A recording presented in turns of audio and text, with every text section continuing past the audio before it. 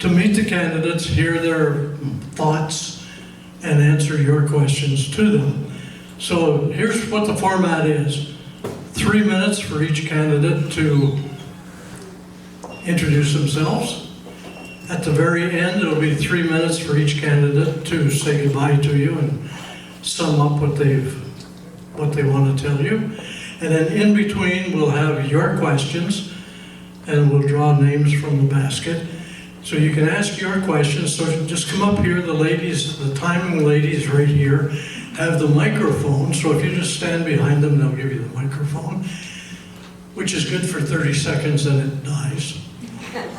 And then each candidate, you can ask individual candidates. They have 2 minutes to answer your questions. And any candidates that weren't named by you, but who would like to chime in on that question, can do that. They just have to catch my eye and let me know what they want. So, are we ready to start? I think so. I'll get the basket here. And I'm going right at this moment to start at this end with Brent Wesley and ask him to come to the microphone, introduce himself, take his 3 minutes, or as much of the 3 minutes as he would like, and tell you what he wants to tell you to get us started. Brent?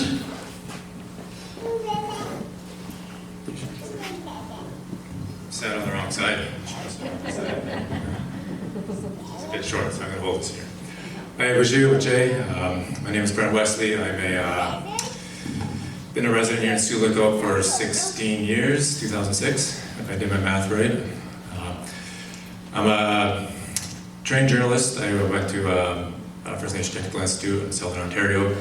Graduated with a diploma from Humber College, and that's what drew me to Sioux with working for a while, about 10 years, and I've been worked there for a number of years, and worked at various First Nation organizations throughout the city, or town, sorry.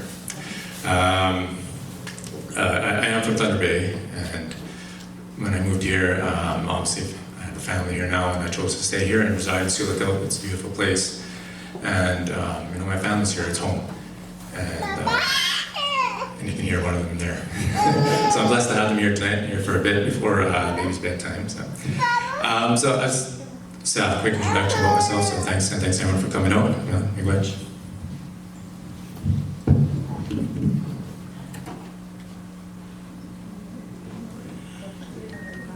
Dan Ryu. I'm not as tall as him, so I can speak here.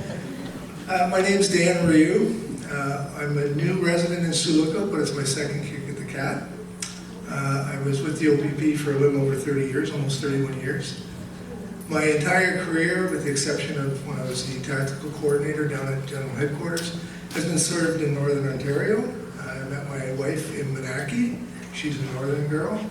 And we chose to move back to Sioux this past summer. We came back here because we love the North. We love the lifestyle in the North, and Sioux is where we chose to be. As I said, I was a police officer for 31 years with the OPP. And then I was the deputy chief of a small police service in southwestern Ontario. West Grade Police, I was their deputy chief for 7 years. And during that tenure, my last 10 years, I also taught police foundations at Georgian College. As I say, I'm running for council simply because after 40 years of dedication to public life, I now have that opportunity. Until this point, I could not run for council as the law prohibits that. So all I can say, this will be my closing and my opening, is I'm not an experienced politician. I'm here to learn, but I do believe that anybody in this stage is doing this for the right reasons. And I'm sure everybody on this stage, the 6 successful, are going to do a fantastic job for everybody here. And that's all I can offer you, is that I'll do my best. And if you ask me a question, you're going to get the truth, whether you like it or not. So thanks for coming out. I really appreciate it, as do everybody else here, I'm sure. Thanks.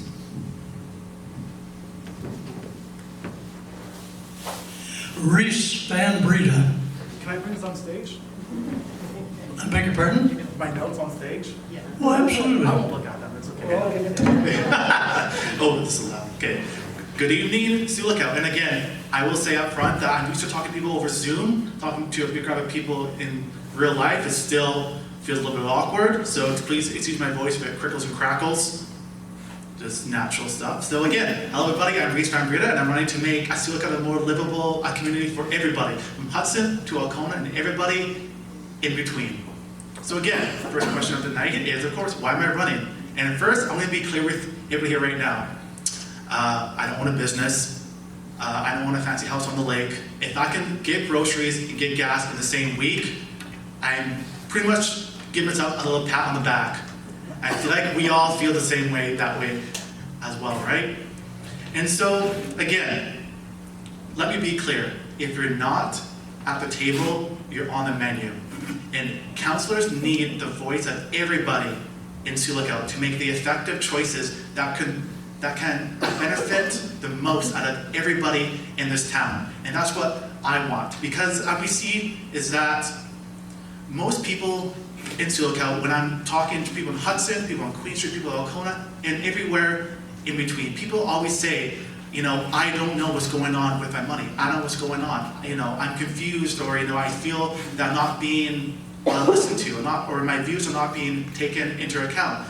And honestly, I want to change that, because we have a new generation of people coming into Sioux Lookout. And again, I want to make this also clear as well. Someone who has a background in economics, these next 4 to 8 years are going to be the most crucial years in our town's history. Because again, really quickly, we're in a keyhole of opportunity. We have most of young professionals moving to Sioux Lookout who, if given the chance, could live and thrive here, buy a house, own a car, give back to Sioux Lookout. And also, we know that in the next 5 to 10 years that the baby boomer generation will start to retire. So if we really don't get our housing strategies right, we really get the opportunities to come to Sioux Lookout, what's going to happen in the next 4 years from now? We're going to have even more job opportunities, even less housing, and hampering our economic growth for everybody. And so that is why I want to be at the table. So we're at this fork in the road. I continue doing what we do now and waiting for houses to build themselves, waiting for opportunities to come to Sioux Lookout. Or, you know what, we can have some chutzpah in the town council, we can go out there and we can deregulate housing. We can ensure that people can say, Sioux Lookout, we're open for business, we want you to come here because we want you to thrive here. And thank you so much, and I hope to hear all your questions as well. Thank you.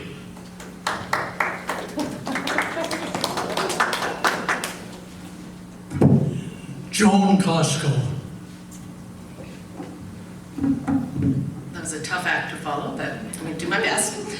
I'm Joan Costco, and I've lived in Sioux Lookout most of my life. I moved here as a young child. My parents bought a business. I've raised my children here, my grandchildren are here. I've done my entire career here. I love Sioux Lookout. I think Sioux Lookout is a fantastic place that has amazing opportunities. And like Reese, I just want to make sure that everybody has a voice at the table, that we have a diverse council, that we're including Indigenous people, young people, women, and experienced people as well. You know, we need some experience because a lot of us are new and we do need to learn. And I'm here to learn. I don't have all the answers, but I've always been someone who works hard. I'm not afraid to get in the ditch and dig. And I make ideas happen. I have some ideas and I usually am able to implement the ideas that I have. I've done a lot of fundraising in the community. I've done a lot of event planning. I've made a lot of things happen in Sioux Lookout. And I just want to see Sioux Lookout to continue to be a fantastic place where families can grow up and enjoy themselves, and where young people that come here for jobs want to stay. Because people do come, but some people don't stay. So, and we are in a housing crisis, we're in a labor crisis, and the two are intertwined. We need to look at truth and reconciliation work. We have Garnet Anjikineb here who won the Order of Canada for his work, and we need to get on board with that and make Sioux Lookout a better place for everyone.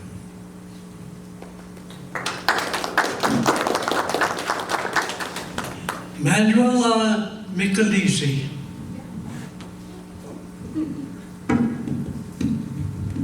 Great job.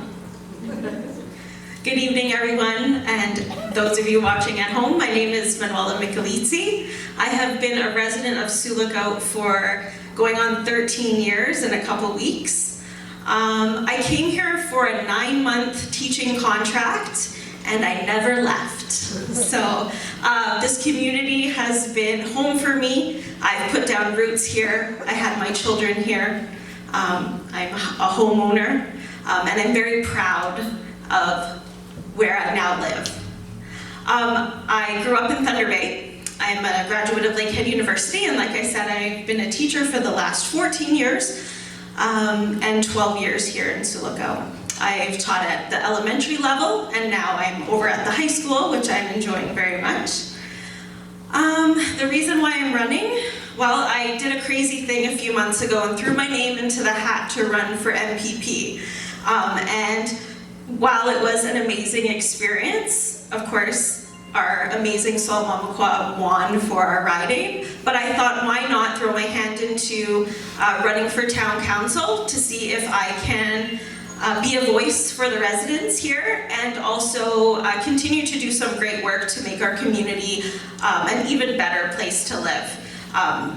It's a beautiful community. Those who come here love it. And I think if we made it a lot easier for young families and young professionals, people who are retiring from their careers could also find something in this community.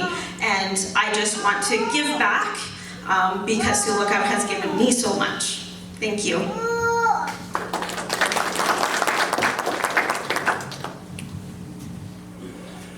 Joe Cassidy. No trouble with that one, you did? Thank you, everyone, and thank you to the organizers of the event tonight. My name is Joe Cassidy. I'm seeking re-election this term. 4 years ago, I decided to throw my name in the hat to, again, similar to other candidates here, is do my best to make Sioux Lookout a better place. Although it was a challenging 4 years on council, I believe there was some good strides made as far as council goes, trying to keep taxes low, keep projects, and keep the scope of our development within check, not bite off more than we can chew, and be responsible and accountable to the taxpayers. Basically, why I'm running again is because there's a lot of stuff that got started and that I'd like to see through to completion. So, made the decision to put my name forward again and go for 4 more years. So, thank you. Joyce Timpson.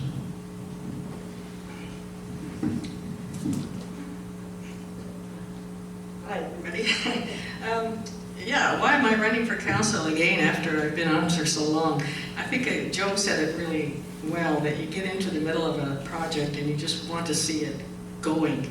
And I came here for about 4 decades ago, and with background in mental health and social services, and spent most of that time working in the northern communities. And I think that experience has been good for me on council in some of the projects that I've been able to introduce. One of which was to open dialogue with First Nations when we initiated the process of the Friendship Accord, the Truth and Reconciliation Committee. My experience also allowed me to start the Environment Committee. Obviously, our town is in crisis in many ways. We have a crisis in healthcare. It's national, but we're feeling it here. We have a crisis of homelessness on the streets of Sioux Lookout. We have a crisis in climate change. That's a global crisis. And there are many issues that are not under our... Again, I have been part of a lot of them, and I want to continue to be. I'm a very hard worker, and I'm not stingy with my town, and if re-elected, I will work for and with you in these above areas, because I really do believe that we have to engage people like yourselves to be part of the crises that we're talking about here. We have to increase the dialogue with the First Nations on a more formal basis. We have the Friendship Accord, and we have the Truth and Reconciliation Committee, but we have to be far more formal about it in reaching out to the First Nations and to have true partnerships. Because all of what we're talking about affects the First Nations and our relationships and the town of Sioux Lookout. We have to look at how do we keep people here. How do we keep, we have to recruit them, but we have to keep them here. We have to have simple things like a laundromat, a bigger laundromat, and public toilets, fixed Cedar Bay, swimming pool, all those things. So please vote. As I say, the world is run by those who show up. I think you said it was the menu. You don't want to be in the menu. Thank you.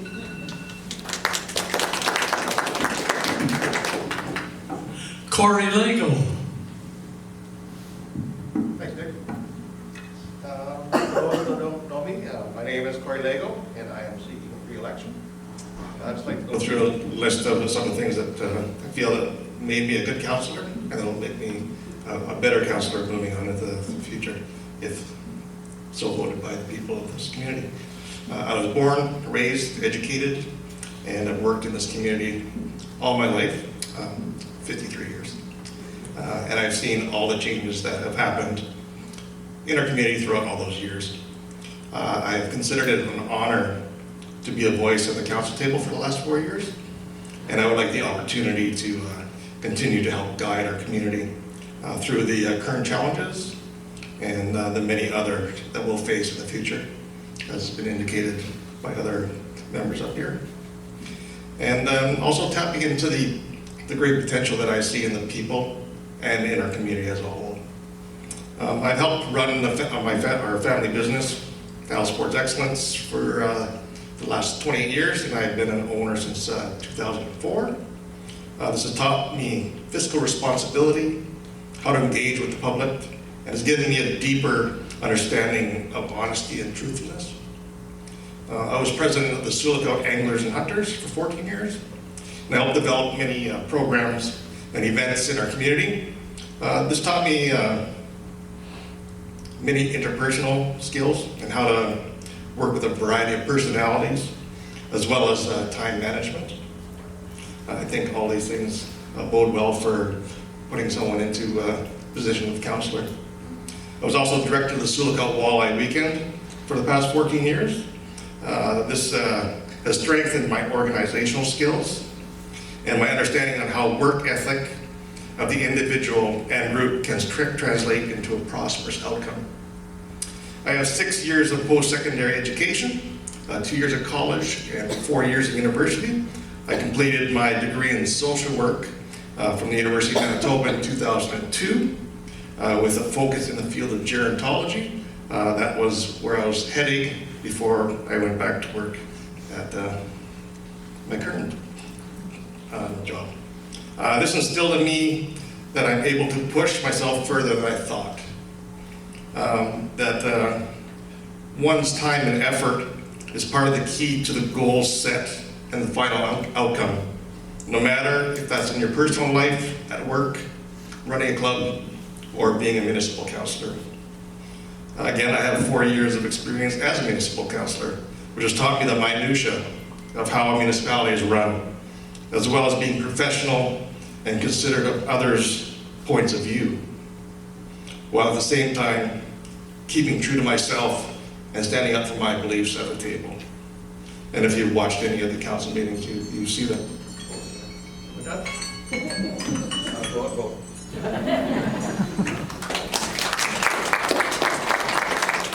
Luke Bone.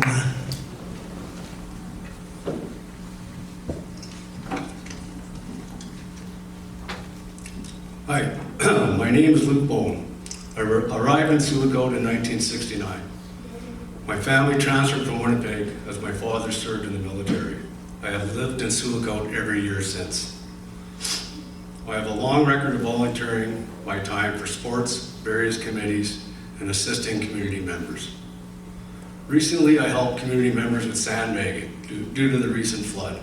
It was comforting to see all the community become involved and help the residents that were facing historic floods.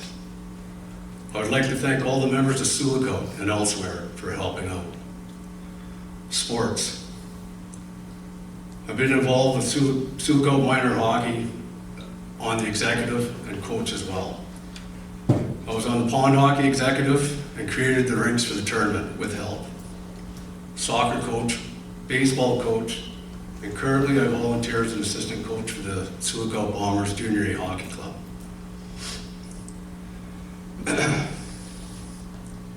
In 2021, I helped my daughter build a new home. And it stayed on budget. Not an easy task, considering the climate we were in.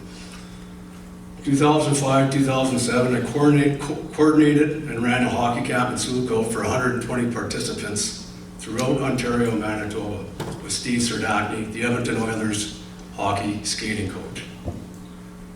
2007, I managed and ran budgets for AAA regional hockey programs, consisting of players from communities west of Thunder Bay to the Manitoba border.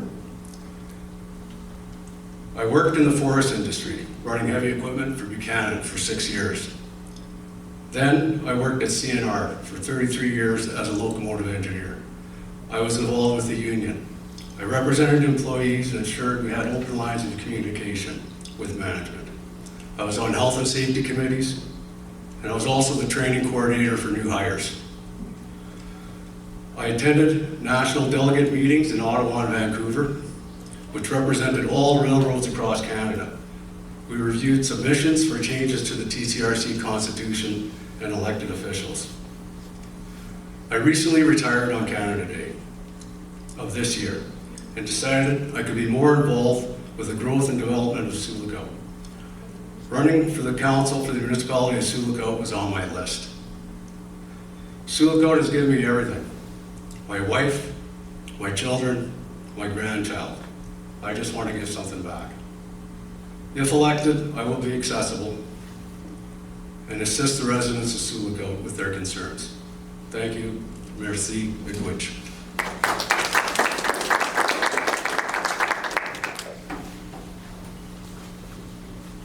Okay, we're ready now to go to the questions. I'll draw them from the hat and have you ask your own questions. Again, you have 30 seconds to ask the question if you wish. Come right behind the timekeepers, they'll have your microphone. You can ask your question. For the candidates, if you've been specified by the questioner, you can answer first. Anybody who would like to answer but wasn't asked, let me know. Nod at me or something like that so I know. And so everybody can answer every question as you wish. The first questioner will be Jen Hanschrock.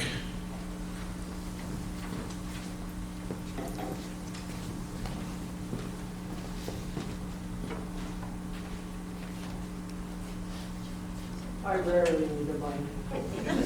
My question is open to all candidates. I'd like to know what you intend to do to reduce town debt. I'd like the candidates to tell me and everybody what they would do to reduce town debt.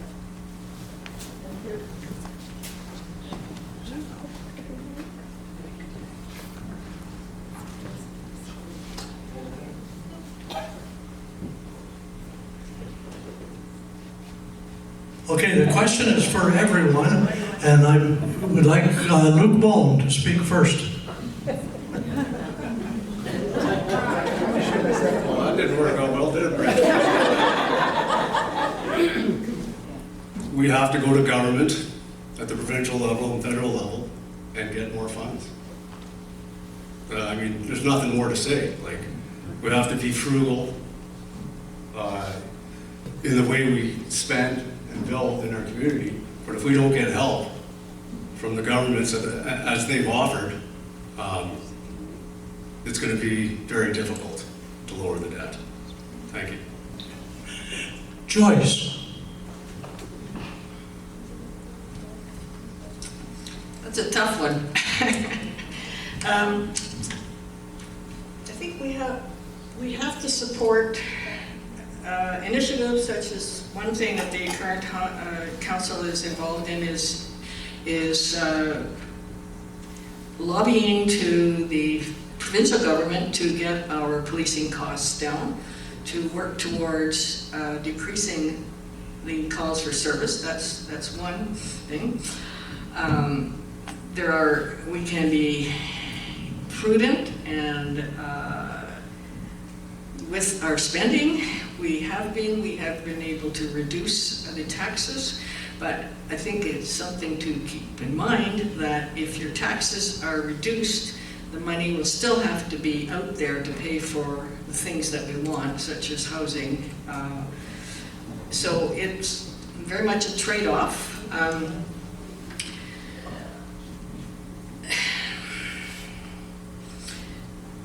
It's the town, we still have a considerable amount of leeway room in our debt ceiling.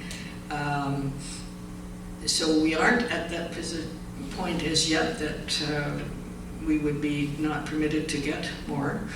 But always keep in mind that if we want things to develop, if we want to have the kind of town we have, there will always be debt. And reducing that through possibly when we have a surplus that could go towards the debt.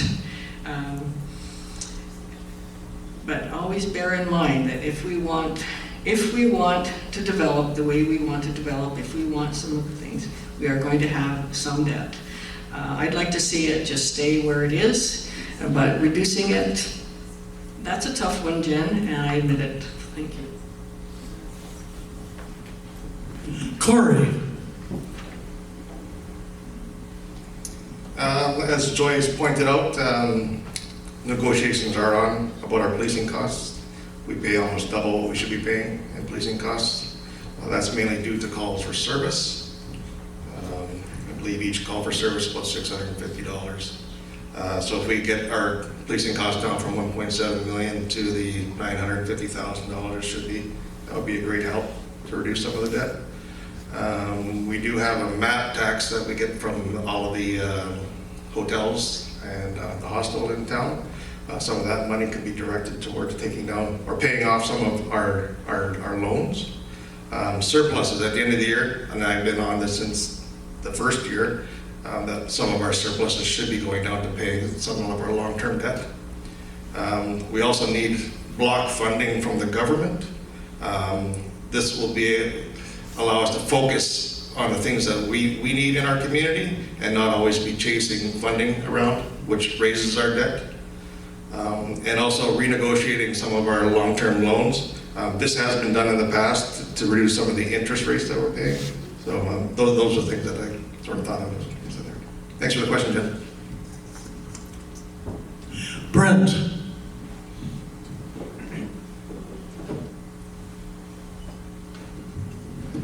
Thanks for the question, Jen. That is a tough one, as Joyce says, right? I think in Sioux, we're in a situation where a lot of the funding formulas, especially government funding, don't work for our town. The policing is one of them, right? And the high costs, because we have quite a high transient population that comes through, right? And it's not just for it's for medical, but it's also for students and schools and everything, right? None of that works for our town. Those formulas that the government comes up with, they don't work here. So we need to, like Luke said, right? You got to go to the government and pressure them to change those formulas, find things that work for us, and accommodate the northern reality here of being a hub community with surrounding First Nations, right? Like that's one way we can look at bringing those costs down and our looking at reducing our debt, right? Bringing those down, right? It's a tough question. It's a hard one to tackle, but like I said, those formulas don't work for it. It's for the hospital, the school, the policing. They don't work for our town. So we need to pressure the government and really work with them to change some of those. Joe. Joe or Joe? Go ahead, Joe. And I had said Joe, but no, let's let Joe do it. That's Sorry. One thing that no one has brought up is our assets. I think we need an asset review. I think we're sitting on some large assets, and whether we should be or not is a question. And I think that there needs to be some transparency with that. Like, are those buildings making money? If they are making money, is everything that is actually cost to them actually there? You know, so, and I think there's a lot of people in town that are interested in knowing that information. And I think that if you're, like, as a person, if I'm in debt, I sell things. So, I mean, if we have more debt than we can manage and we're sitting on assets that we don't necessarily need, we should be selling some of those assets. We should be trying to liquidate some of the land that we have. We should be moving forward in projects. We can't just hold on to things for decades. So I think that would be the first place I would start, was a complete asset review, and see where that takes us. Joe Cassidy.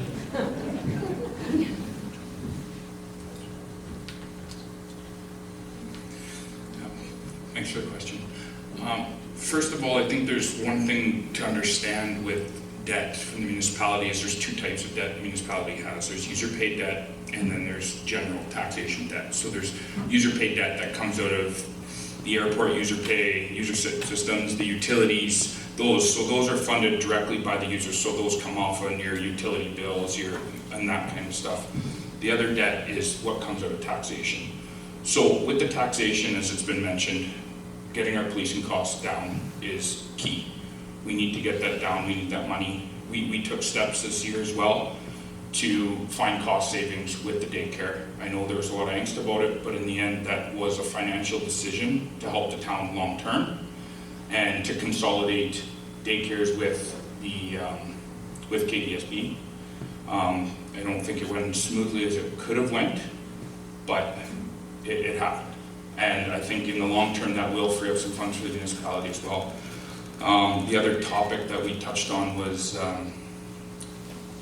the assets. So right now there was an asset management plan that's been done, so those are looked at.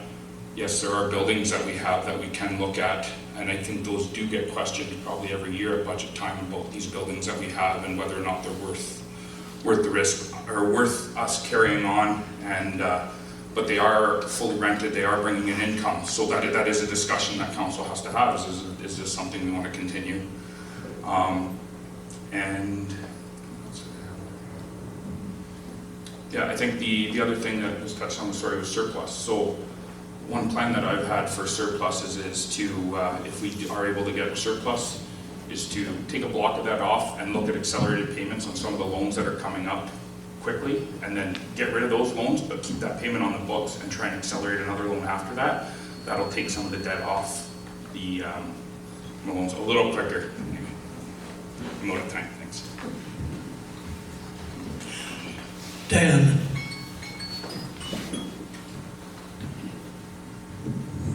That's always an interesting question.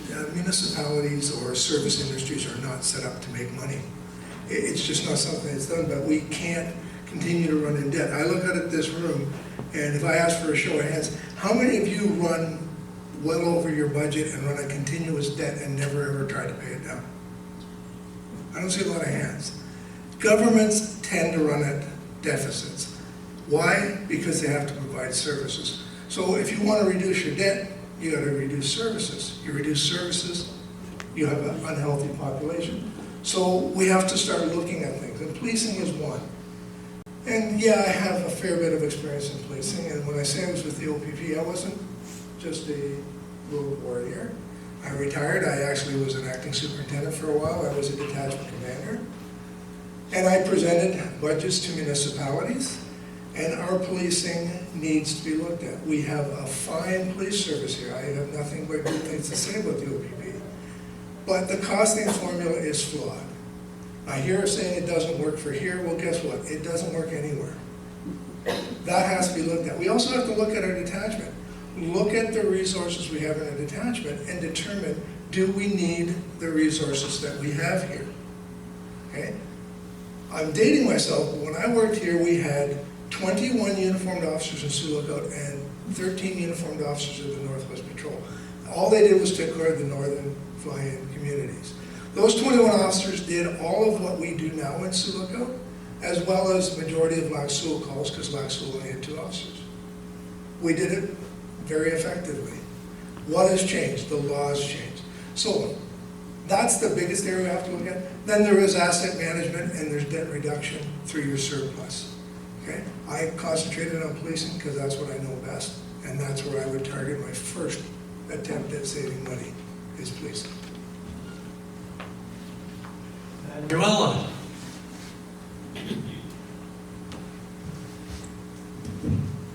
Thank you, Jen, for the question. During my campaign for provincial office, I had a chance to sit down with Mayor Doug Lawrence, and we talked about policing costs in depth. And like most people have said up here, have mentioned, is that's the major area that we really need to focus on. Again, that's a very complex issue because, as Brent mentioned, we're a very transient community. We have a lot of people coming in, a lot of people that are dealing with a lot of complex issues themselves. So we need to be careful with that as well, to ensure that we are keeping everyone in the community safe and taken care of.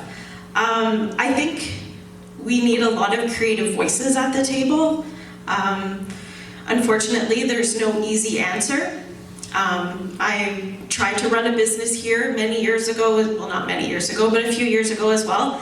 And it was really, really difficult. And there was a lot of, doors slamming in your face. So I can definitely understand the frustration when there are people that want to expand their services in the community and they're not getting the support that they need.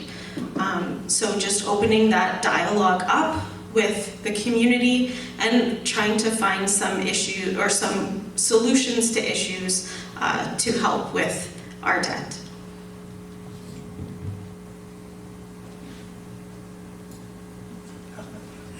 Reese. Last one up. Save the economist for last. Anyway, debt, yes. The number one question is, except we know how that at the government works is that at the federal government, well, it's offload right to the province will offload onto the town. That's the way it's been going around, at least I remember that I've researched it, and that's the way it's going to be. So let's look at how do we reduce the town's debt.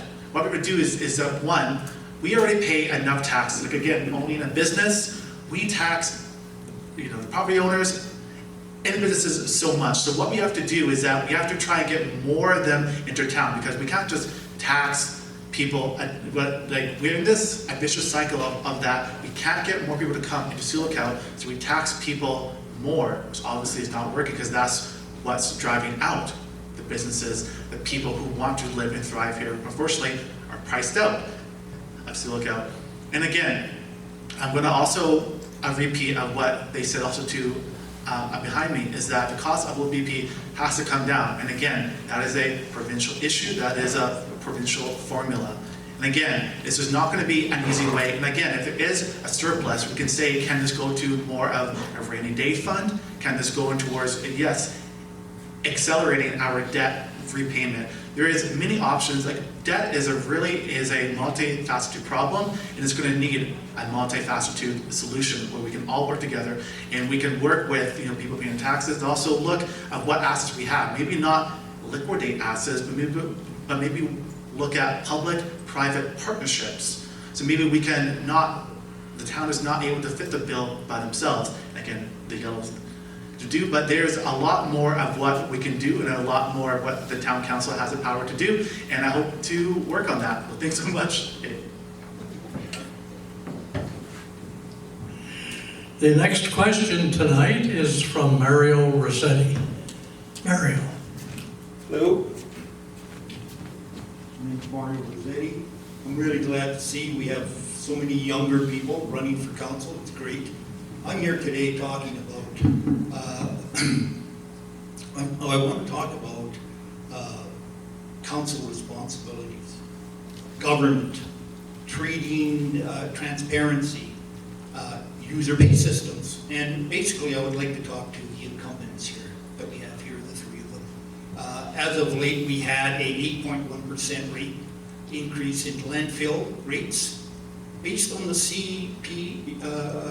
Consumer Price Index, which has nothing to do with landfill or waste management. It's a number picked out. It's from the media. I'm wondering how a lame duck council can approve an 8.1%, number one. Number two, were you aware of it? Okay, time, Mario. I Ask have your question, please. Really? I have been trying to talk to these guys for a month, and they dodge. 30 seconds is good. On the questions, who would like to speak to the concerns? Corey. Then Joyce. Thanks, Mario. You can come see me anytime at the store. I'm there. I've offered, I said, give me a call. Okay. I'll look you later. CPI was brought up in 2019. I actually made a couple notes about landfill. Before that, we had a 3% increase per annum, correct? There was a 3% increase at the landfills every year. In 2019, council voted to change it to the CPI. Unfortunately, well, if you look over the last 30 years, inflation rate has on average been 1.8% per year. 2019 was 1.9, 2020 was 0.7. So over a 30-year period from 92 to 2021, not including this year, when all hell broke loose with the inflation rate, due to our government's overspending, the Consumer Price Index is related to inflation rate. It's based on our goods and services at the local level. So it goes, how our rate goes is it goes from a June to June period. So the rate is set that way. I know some people are upset, but we didn't expect an 8% inflation rate to come upon us over the last year. Considering when council was reviewing this, the rate was only 1.8%, which was a lot lower than the 3% that was being brought every year to the landfill fees. This issue can be revisited by council at any time, but it'll have to be revisited by the new council. But a user-based system is a business, and it's run by assets, expenditures, and assets. And a net, you could be making $20,000 a year. Okay, time is up. Joyce, you're next. That's not worth it. I spent 15 minutes saying hello. Yeah, I don't think I have too much more to add than what Corey said, that this was a decision in August of 2019. And to answer your question about, you said you did write to council, however, individual councils don't respond individually. It's to the CAO or the mayor. So that is unfortunate. However, if you think of 8% of the actual weight, or the actual cost per weight, it's really not a lot in terms of each pound that you take to the dump. I think it is unfortunate how it came down. However, it was approved by council in August of 2019. So, other than that, I don't have too much more to add than what Corey said. Thank you. Joe Cassidy. Thanks, Mario. Just to add on to Corey and Joyce's point there, I know one thing that is coming up in the audit year, this was a shortfall. Now we have gas at $2 a liter, we have costs going up with inflation and everything on top of that, and that was the decision that was made to cover those shortfalls. So I understand your frustration, it is a large jump, but that is, from my understanding, is that there was a fund that wasn't being money wasn't being allocated. It was coming up in the audit, and these were the steps that were necessary to take to address that going forward. So, thank you. Anyone else want to speak to that? Okay, our next question will come from Barbara Molstad.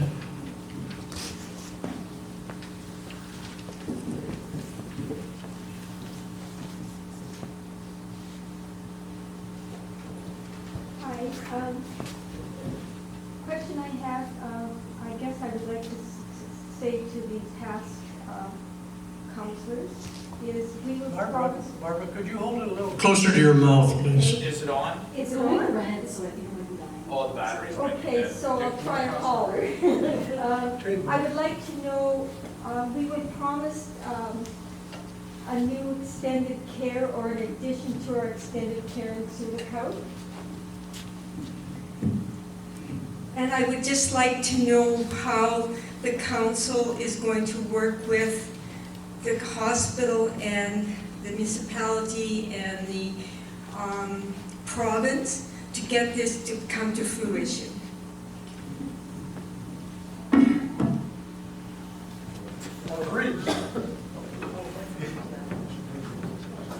Thank you so much for your question. Yes, you're right. This town, we do need an extended care facility. Well, we do have one already, but one that is expanded to again meet the needs of our town. And again, we're seeing that Sioux has a growing aging population. So again, it's what we need now, and there's also what we need to in the future, because as we know, we are a demographic time bomb, not just Sioux, the province, and also Canada as well. So what we have to do is that we have to, again, work with the province, see if there's any grants or funding that we're able to get from the province, from the feds, again, and then to work with hospitals to say, you know, this project, is there anything that the town can help you get this project on the ground faster? You know, can we do steps A, B, C, D for you so that, you know, all you have to do is just start to build. What can the town do to partner with the hospital, partner with the province, partner with the feds to get this project off the ground running? Because again, this is a project that we need today, and it's a project that we'll need even more tomorrow. So again, like if I were to be on town council, and again too, one thing that has not also been said too is that there is no asset management coordinator at the town. There's nobody's responsibility at the town who is independent of the council, independent of the CEO, whose job it is to look over our asset management and to look for these risk assessments, to look for these projects, to look for these fundings, and to say, you know, before we take on a project, is there, you know, any risk assessments that we have to fulfill first? Is there any grants available for the province or the feds we can reach out to and get that funding? Again, the town does not have that, and that is something that many communities, you know, such as Wawa has one, Point Payne has one, but still, in Sioux we don't have one yet. So again, thank you so much for your question. Manuel. Thanks, Barbara, for the question. I heard a story one time about a family who had to travel to Kenora to visit their family member because they were sent to extended care in Kenora and they were residents of Sioux, paying taxes to Sioux. And I couldn't believe that. You know, as someone who, lives away from my family, it's so important to be able to see family members, especially, our seniors. So we need to work with our provincial partners. We're in a bit of an awkward situation with a Conservative government and an NDP riding, but I think that we really need to develop those partnerships, open the lines of communication, making sure that our elected members are speaking for us at the House. And, the town is supporting the seniors from northern communities who also need the extended care. So we are, a bit of a creative community in that sense that we need to make ourselves available also to the northern population. So I think that if we work with our federal government, we need to make sure that they're listening to our needs and they are bringing them forth and holding them accountable to bringing them forth.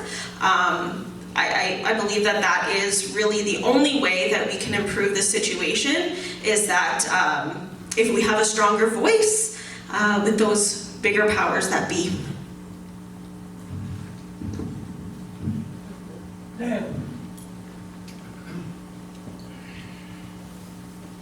Again, it seems to be a circling topic about funding, and I appreciate that. As a homeowner, I know about funding. When we talk healthcare and we talk extended care, we have two problems. One, we don't have it here, and two, we don't have anybody to work in it. That is a crisis throughout the province of Ontario. So what we have to do here as a council is we have to look at funding to take care of building that extended care facility so that people don't get sent to Kenora or further away, making it a burden on the family. And then the government, the provincial government says, if you don't go, we're going to start charging you the exorbitant rate to stay in your own community. That's not what Canada was built on. That's not what I want to live in as a country, where we start telling people, if you can't pay the money, then I'm going to send you to the other side of this province. So we have to lobby the federal government. We have to lobby the provincial government to get the funding that Sioux Lookout deserves and every citizen in this province deserves, I might add. But we also have to start looking at alternatives to that. Private fundraising. I've seen it done in Southern Ontario. But we should also be looking, excuse me, at the federal government. And why can't we partner with our First Nations communities in getting something here? Why do we always just say, let the government do it, let the government do it? As a municipality, maybe we should be looking at these outside of the box things.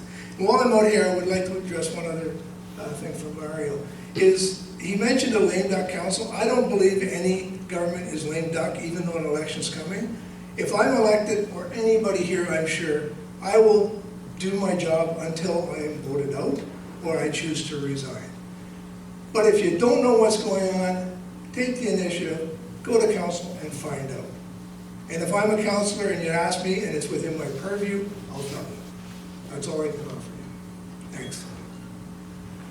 Joe Cassidy.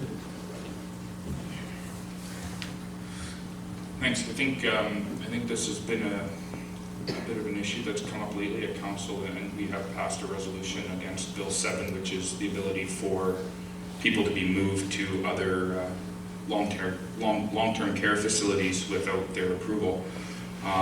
We are pushing back on that, and I think the biggest thing that needs to happen is we need to hold those more senior levels of government to account. We've had promises from the provincial Conservatives, we've had promises from the federal Liberals that we'll get long-term care beds, There was just a report that came to council about this as well, and it looked at the demographics of what are long-term care facilities composed of, and there's people that aren't maybe full-time residents in Sioux Lookout in there, there's people from Sioux Lookout and Dryden, they're scattered. We don't have the beds available for our population, let alone the population we service. And what we need to do is work with our partners at Minneawan and build the case, and we need to lobby. You need to put the numbers down, you need to build the case, you need to make it irrefutable. And we have that here with the numbers and the situation we're in.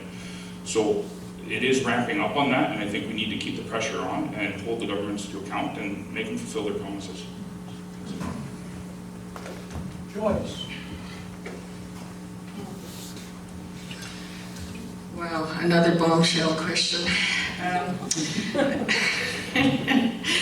I think there has been a tremendous amount of work done behind the scenes by the mayor and council on this particular issue, and our mayor, virtually every single year, maybe twice a year, the mayor has a delegation with the Ministry of Health and Long-Term Care advocating to get moving on this long-term care that was promised. We have about 1/10 of the number of beds in Sioux Lookout compared to by population compared to elsewhere in the province. We are totally under allotted for this. We've been, as a member of the hospital board, we've been told by the government, yes, to keep trying, keep telling us. There is one of the latest reasons we were told it's held up was that what kind of funding are we going to put Sioux Lookout into? There's two different streams of funding. One which would be totally out of our, we just could not afford it. We'd be looking at $100 million to raise. It would not work. Or another more practical one. As Councillor Cassidy said, Bill 7 is the government solution at this because they haven't acted on the long-term care. I remember in 2017, Premier Wynne came here and announced the beds, and in 2018, Premier Ford said he would be up here with his own shovel. I would suggest everybody in this room, you send a shovel to Mr. Ford and say, please get up here.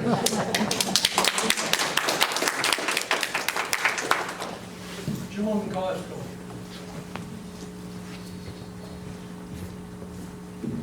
This is a very serious issue for Sioux Lookout. As we said, we have an aging population. We are definitely do not have the beds that we require, and we've been promised many times by governments that we're getting them. So it's a complex question. It's not, you just can't go out and get someone promised to give you the beds, because we've had that twice and we have no beds. So, and I do believe that Doug Lawrence has repetitively, you know, lobbied the government to get this. And I mean, we just have to continue to lobby, and we need to lobby with our Indigenous partners, you know, SLIFNA, you know, and I think the reason that it is a complicated issue is because we do have provincial and federal health care funding. So, but we still need to make people recognize that, you know, times are changing. Like, this is Northwestern Ontario. We're an inclusive community. We're always going to be intermingled, intertwined with funding.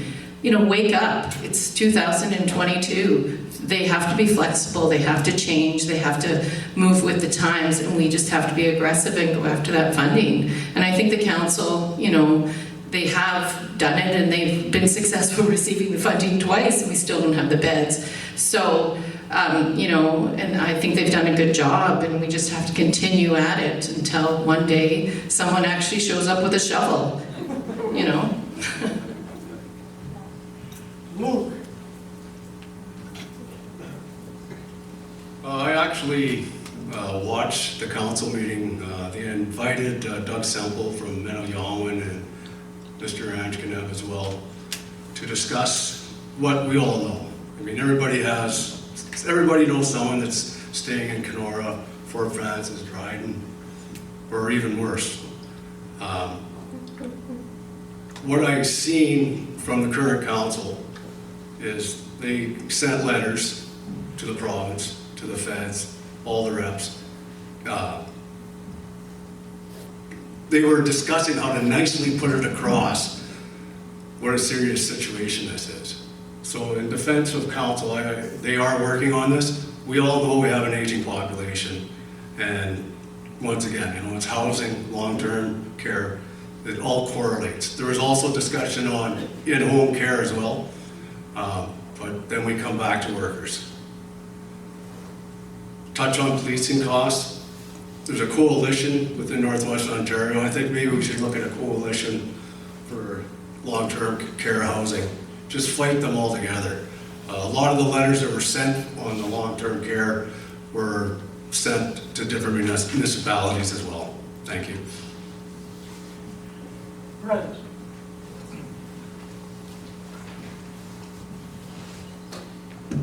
Pretty much what everyone else said. Those are a lot of good points. No, I just want to touch on a couple things. This has been an issue since I moved here, 2006. And I worked for Wallerton News. We were talking about long-term beds then, and we keep getting promises that get unfulfilled. We really need to leverage our relationship with our First Nation partners and really strengthen that. And you mentioned a coalition. Like, that's what we need to do. Be creative in our approach and how we lobby and advocate, because once there's a bit of creativity that gets the government's attention, that gets the public's attention, you start to get some movement going there. And it happened with the hospital and that four-party agreement. And I remember when that discussion was starting to come up again about another four-party agreement about the long-term beds, but what happened to that, right? We need sustained, continued political effort and will to really make this happen. Yeah, I mean, it is complex, but I mean, working and having a meaningful relationship with our First Nation partners is going to make us go a long way into fulfilling that goal. And ensuring there's beds not only for our community members, for the northern population as well too. I mean, they're getting scattered all over the place as well, and that's not fair to anyone in the region. So, very much. Corey. Hey, Nick. Yeah, we've been promised 76 beds for 12 years. We have 20. It's been dire for a long time. The issue has been pointed out. The feds and the province are fighting amongst each other on who's going to fund the capital and the operational costs. Other issue that was brought up, we have NDP representation, and the province is run by the PCs, so they don't take heed to what's going on up here. They should. It is being worked on. We discussed this quite a bit at the council table, either in camera or off camera. It's always the top issue for the council and the mayor. The mayor's done a great job representing at the table at the province with the ministers. Hopefully, we'll see something in the near future. Again, we need First Nation communities, our community, all the agencies, municipality to form that coalition. I believe it has already started to form. We're also paying the other 3 long-term care homes in our area, which is where you would put your name in to go, because we don't have beds here, so Dryden, Red Lake, or Kenora. We pay them $500,000 a year, so maybe we could take that money back and put it into our own long-term care. Even if we get the 96 beds, the data that we saw, we were still short, even just for the north, by 192 beds. So there's a long way to go still, but we're trying.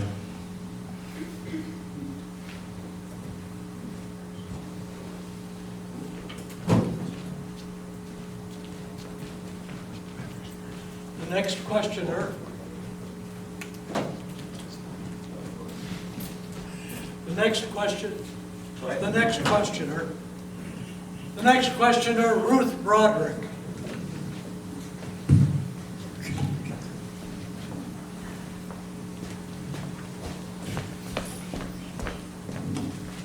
Hi.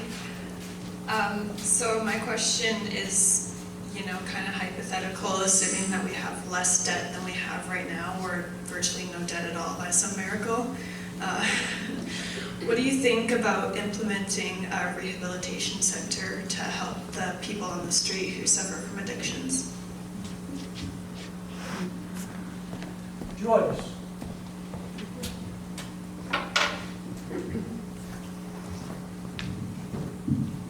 Well, I think we definitely need an addiction center here, and there has been one approved through the First Nations organizations. It must be about a year ago that the approval came through. As of now, we have not heard where it will be or any more details, but definitely we need that service.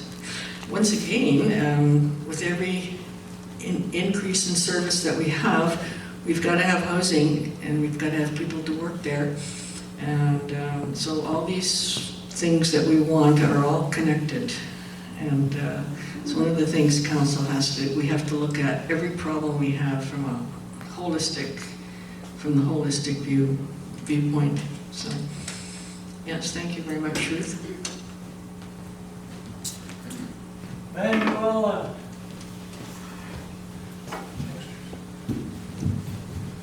Thanks, Ruth, for the question. Yeah, well, as Joyce said, it's a very important service that we need to have in our community. And again, like everything else, we're in a labor shortage, we're in a housing crisis. If you go on to Sioux Hudson Employment Services website, you can see hundreds of jobs for people to come to our community, professionals, good paying jobs, but there are no places for people to live. And I know of a lot of people who have tried to come to the community to work, but literally can't find housing. So I can just reiterate what Joyce said. Basically, our town is just facing all of these issues that are all interconnected, and it's just going to take a lot of hard work, dedication, creative thinking, and a strong voice. Hopefully the government stop passing the buck, and we get some funding here in our community to provide these essential services for our most vulnerable population. Corey. Yeah, just to reiterate,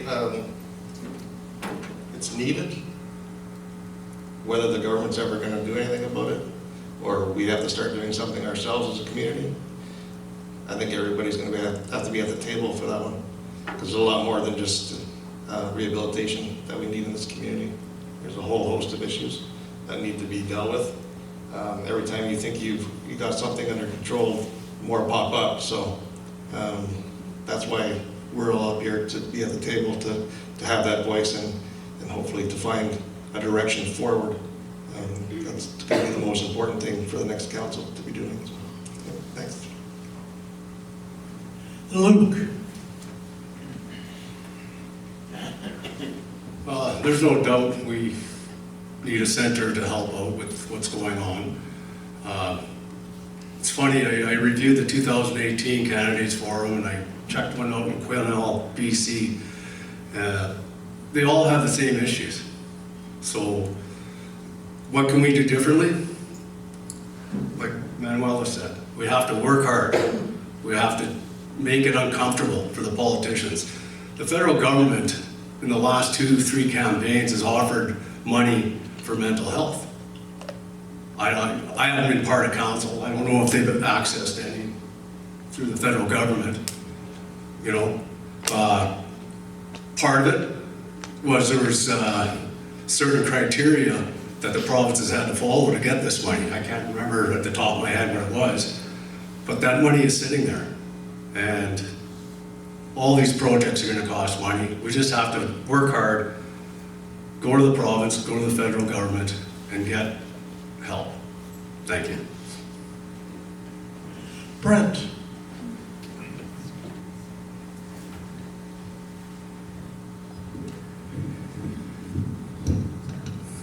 That's too short. I can't talk. I feel like I'm talking down to this thing here to you guys. Yes, I forget who mentioned it. Like, we need more than rehabilitation for a lot of the population on the street, and there's a lot of complex, deep trauma that a lot of our First Nation citizens have experienced, right, and have gone through and continue to experience. Setting up a center is not going to solve that. But I think Joyce made a comment that this town, everything is so intertwined, and what we need to do as a town is really look at an approach that's welcoming to everybody here, right? And that retention, that recruitment needs to be solved, and we need to look at that housing. Those are really the core issues here. I think that's coming out, right? That's everyone's saying that it's the housing, it's the lack of people here to work. So we can put up another service there, and we're not gonna find the people to do it. It's a challenge we have at the First Nation organizations I work with. There's just a limited number of people that come and do their jobs. So it's going to take a community effort and a community will to really tackle this and really look at how we provide healing to our Indigenous people, right? The Indigenous people on the streets.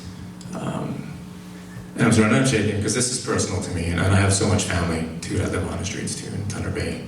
And I've gone through this too, and there's been no easy answers. And I think that coming together of our First Nations and our community and surrounding communities to really tackle a lot of these issues of homelessness and addictions and trauma is going to have to be a really larger effort, especially on the regional level. So, thank you very much.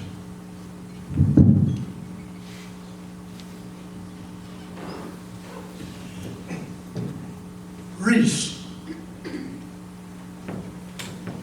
Thank you for your question. So, short answer, absolutely, yes. Longer answer, as about the whole thing about debt, the whole world runs on debt. You know, you buy your house on debt, you buy your car on debt, so there's always going to be debt floating around everywhere too. But again, so to the question, yes, absolutely. And I can name many harm production workers who would say the exact same thing, work at Slipknot, who also work at the hospital, saying, yes, we need a center here in Sioux Lookout. People need to get better here at home, right? Shipping them down to Thunder Bay or Fort Francis, that's creating more harm than good, because you're gonna send people away from home to also get better. But again, too, going about the housing crisis too, we have a housing crisis of all sides. It's not just housing, affordable housing, it's, emergency housing, transitional housing, affordable housing, also high-end housing as well. We have a housing crisis, period. And so, again, having a center like that where people can get better, that's something that our town needs ASAP, if not tomorrow. But again, having to access funding for that. We can knock on doors on the government all we want to, everybody needs these centers as well. So it's not just about waiting for funding to come to us. It's about, let's get shovels in the ground and let's reach out for funding, but standing still is moving backwards. So if we keep on just waiting for funding to come and saying, okay, we'll wait for funding to come to build this, we're just gonna fall more and more behind. And so, again, do we need the center? Yes, we do. But also, we have to look at the background about why are people ending up on the street in the first place. And now that's a whole other question for a whole other speaker, so I see my time's up now. Thank you so much. Dan. Thanks. I'm glad you asked that as a hypothetical question, because hypothetically, it's yours. But in all seriousness, it's like Reese just said, sending people away is not the way to do it. That didn't quite work out for this country for the past 100 years. Why would we think it's going to work now? Okay? So we have to have something here. And it gets down to, I've heard we need housing. If we don't have housing, we don't have employees. If we don't have employees, you can have the nicest building in the world, it's not going to work. So how do we attract people into this town who are going to invest the money to build buildings so we can get housing? It's going to increase our tax base, it's going to increase the town, it's going to bring money into the town.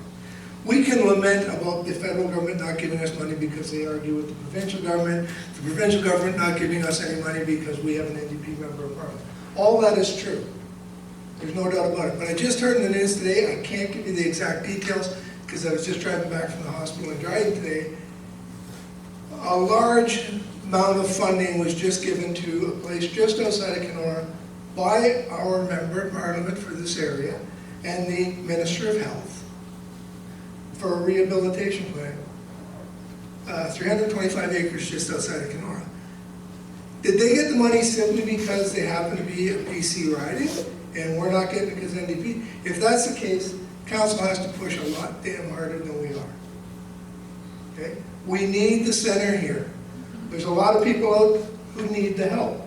There's a lot who don't need the help. There's a lot who don't want the help. We have to be able to offer the help, give it to the people who need it, give it to the people who want it. But it has to be here, it can't be down the road. Because that's just going to cause the same problems we're experiencing now, 30 years in the future. Thanks for the question. I think the one thing we need to be clear on here is it municipal the municipality's mandate to fund and operate these centers? No. Is it in the community's best interest to get these centers here and to help people? Yes. So that's what we need to do. The municipality needs to play a key supporting role in this. We need to make sure that we are working with partners to leverage and get the funding so that they can move on this, but we also need to make sure that we have land and services and the setup a bit available for these facilities to come, and when they're greenlit and they can go, we need to be ready. So that's where we need to, the role we need to play. I haven't heard the update that Dan said, and if that's true, what happened, I think that's very unfortunate, and I think it's actually really bad. But we need to, as a council, we need to have the facilities available, and we know housing's an issue, so it can't just be a lot that's zoned just for the treatment center alone. We need to make sure that the whole picture is addressed, the housing, so there's places for people to live when they come on site to work there that come in here, because we know we don't have the housing right now, right? So we need to make sure that we're prepared and take on this approach in all aspects, as Joyce said as well. Everything's intertwined, so we need to make sure we're ready for it. So, thank you. Joan Costco.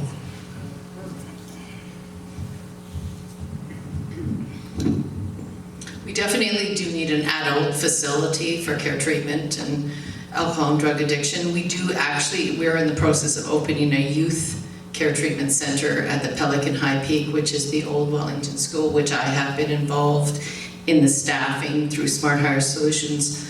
And we've been working and getting the staff, and they've successfully pulled a beautiful team of people together, and a lot of them are local people, and they've offered training, and their facility is beautiful. So hopefully the next step is an adult facility, and hopefully when the time comes that the town is ready to drop every barrier there is, whether we have to give them free land or whatever we have to do to make it happen.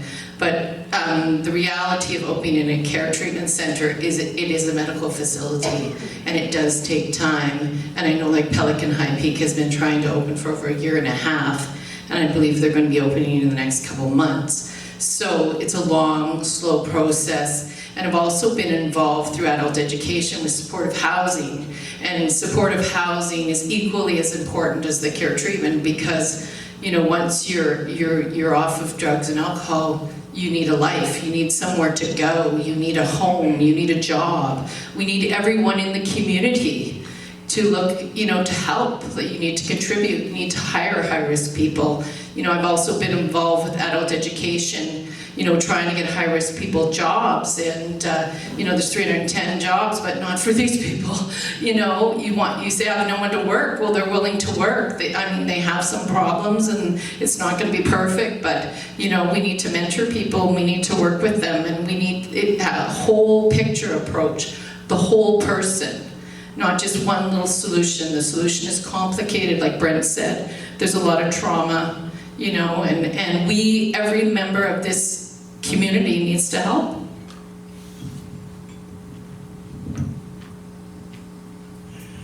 Our next questioner is Garnet Anjikanen. Garnet, let me bring you can get up to the microphone.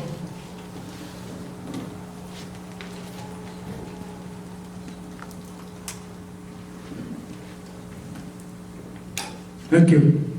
Good evening. My question, I'd like to preface by saying this is a question not about blame or shame or anything like that, but one that'll take tough dialogue. And I think you've already mentioned a lot of the issues that I'm not going to go through them all. And I think you know what I'm talking about.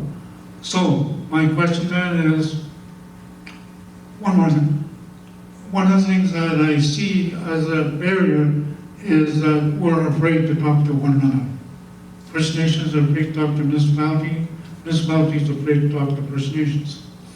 Now, how do you propose to break that barrier so that people can come to the table and ask tough questions and deal with tough issues?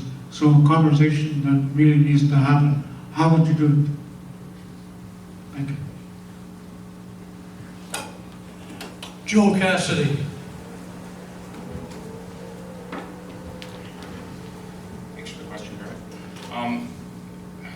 think there isn't an easy one-size-fits-all answer to that, but I do recall hearing that there was previous councils that they did have joint council meetings with First Nations communities, and where some of these more contentious or high-profile topics were put out there for discussion, and I think having brave conversations is where it needs to start. There are a lot of sensitivities around some of the issues between municipalities and First Nations, and I believe there's probably a lot of finger pointing that happens. But I think having the conversations, having open and honest dialogue, and working together to find solutions is the best part. And I do believe that potentially having joint council meetings with communities or neighboring communities like Lac Sioux, Slate Falls, Saugeen, Mish, that might be a good place to start, and just opening up those dialogues. So, thank you. Brent.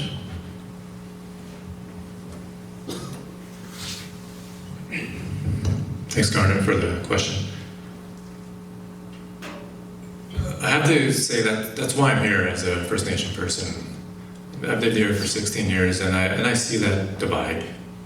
And I'll be honest with that. I see that divide between the First Nation people that live and work here and the rest of the town.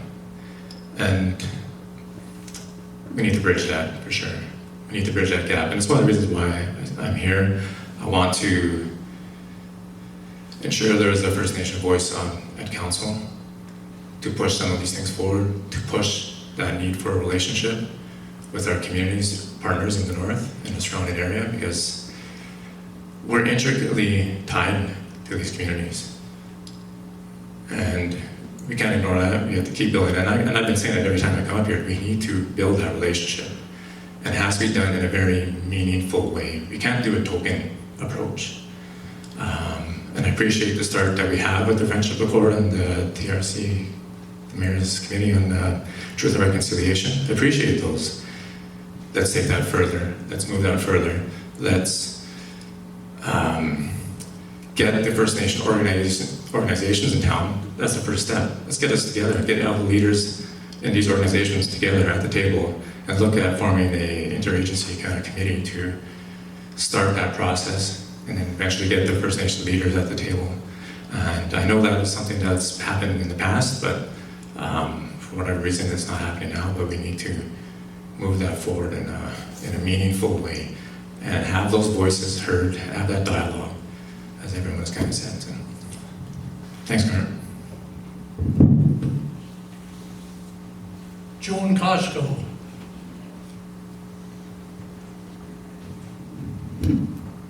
We need to start to make sure that our community is a welcoming community to start with.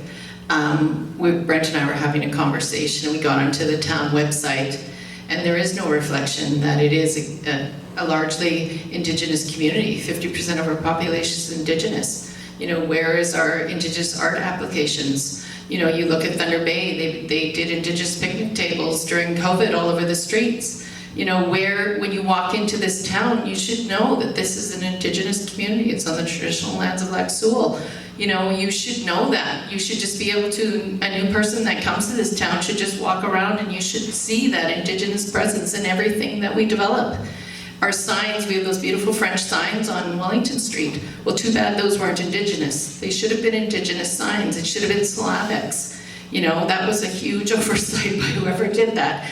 You know, and they're massive. You know, we should have massive signs in Slavics. You know, G-Cree, there should be a street named after the Anshkina family. I mean, Garnet has won, you know, the Order of Canada. You know, when we need to have that Indigenous presence in our community so that Indigenous people feel like they're included. You know, we need to start by electing an Indigenous person onto our council, having Indigenous voices. You know, how can they help if they're not welcome at the table? Like, you have to be at the table, you have to have your voice counted, you know, and we need to make sure that our table is long enough to include them, you know, and they're welcome, you know, and we're grateful that we live in a community. It's one of the things I love about Sioux, that it's so diverse. You know, Sioux is a wonderful community, and we need to make sure that everyone is welcome here.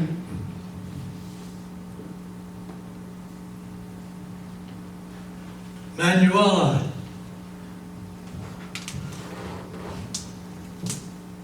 Thank you for the question. We are so interconnected. You can't have Sioux Lookout without, like Joan said, making our Indigenous population visible. It's one of the things that I love about our community as well. It's one of the things that helped me to stay, was just the diversity, and it's what makes our community special. I love the idea of a joint assembly, gathering everyone together at the table. I think it's so important.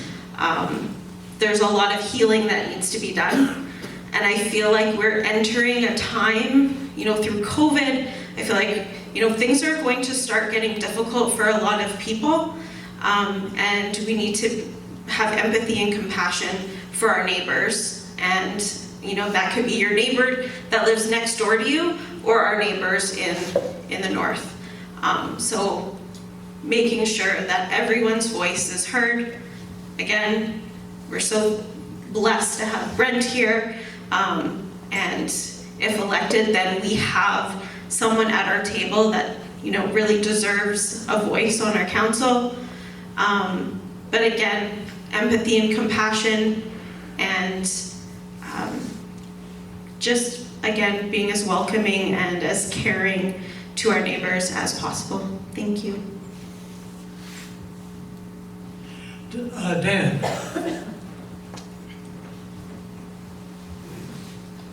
I guess I'll go back. I spent the last part of my career with the Ontario Provincial Police. I was the Provincial Aboriginal Issues Coordinator for the entire OPP. And if I can address Garnet's question in that sense, as a critical incident commander, one of 3 in the province, I was fortunate and unfortunate all at the same time to be assigned to Caledonia, Grassy Narrows, Robertsville, Akwesasne, and anybody who has studied any recent history in the province of Ontario and First Nations are very familiar with those communities.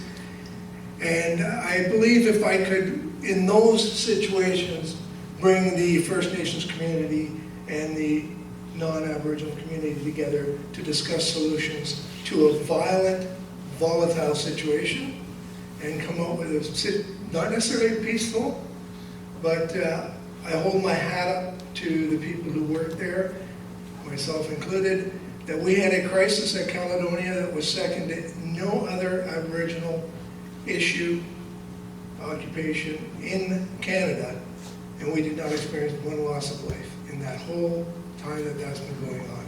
And I was there, I joked, the commissioner of the day called me up and said, I want you to go to Caledonia.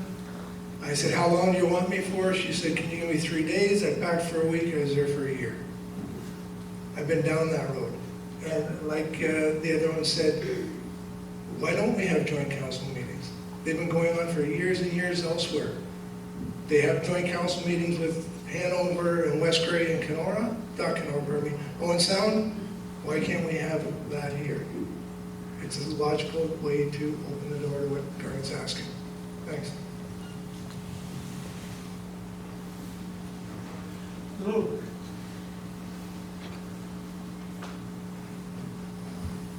Garnet, we've crossed paths. We don't know each other well, but gone past each other in the streets since I've been a young boy. Watching you speak and try to help the community get long-term care beds. We are inclusive. We want to be inclusive. You cannot not be inclusive and live in Sioux Lookout, Ontario for 53 years.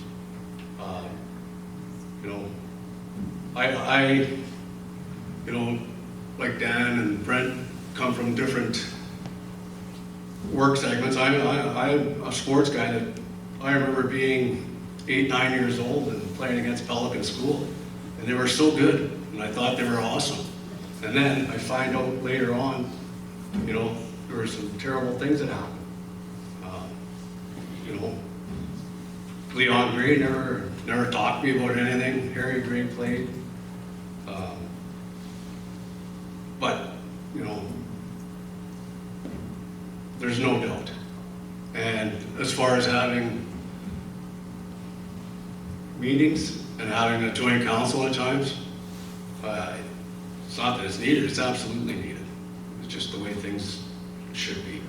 Thank you. Reese. Thank you. And again, thank you so much for your question.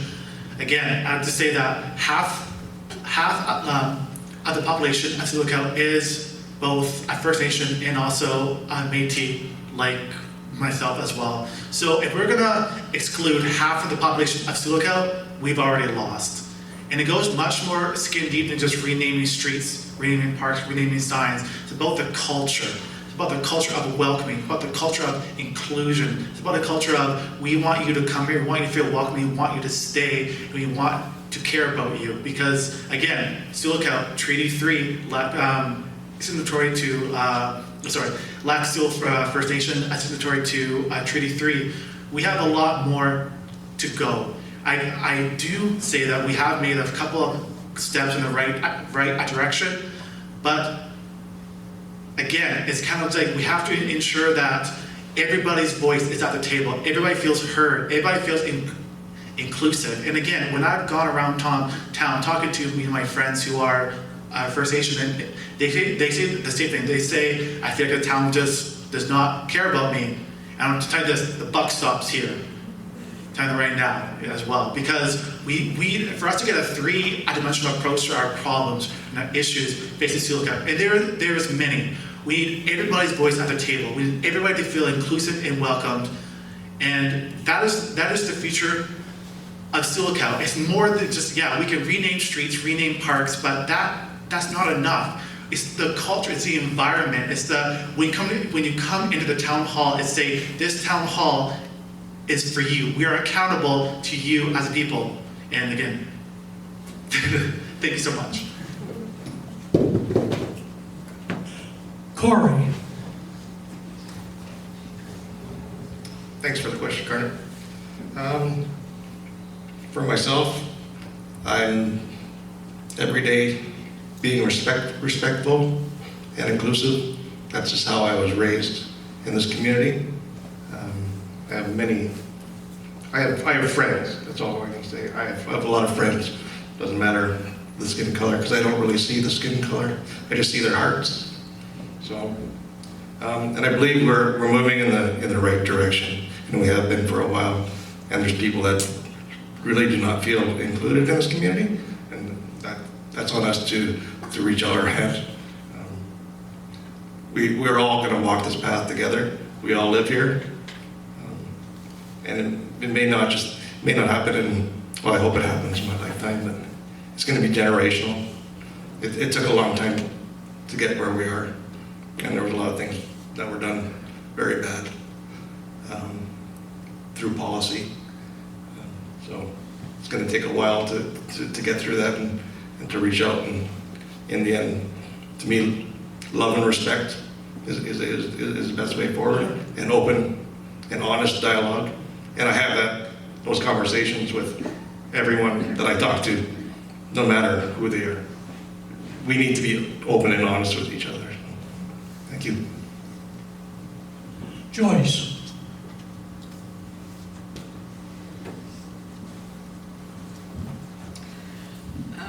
I'd like to just say that I think we have made some progress in overcoming barriers. And the origin of the Friendship Accord was 2011, I think, and I worked with Garnet on that.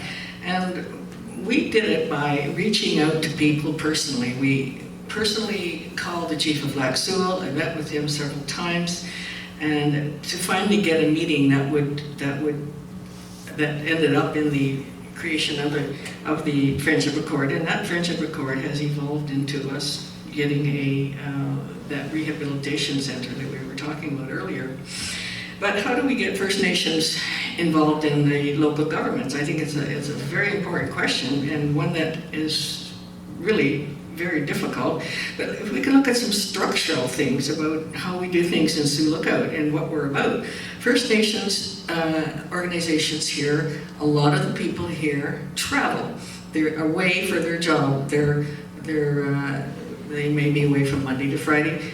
They're not going to be able to get to meetings. So we could have virtual meetings, more virtual. We've got to change our laws so that people can participate. And that just isn't for the First Nations people that travel, but for the people that work for the agencies that travel. That has come before council. I think it's something we have to look at very seriously. I think there's ways in which towns operate their meetings. Sometimes we have these very rigid rules of Robert's Rules of Order, which are in some ways ridiculous. Come on.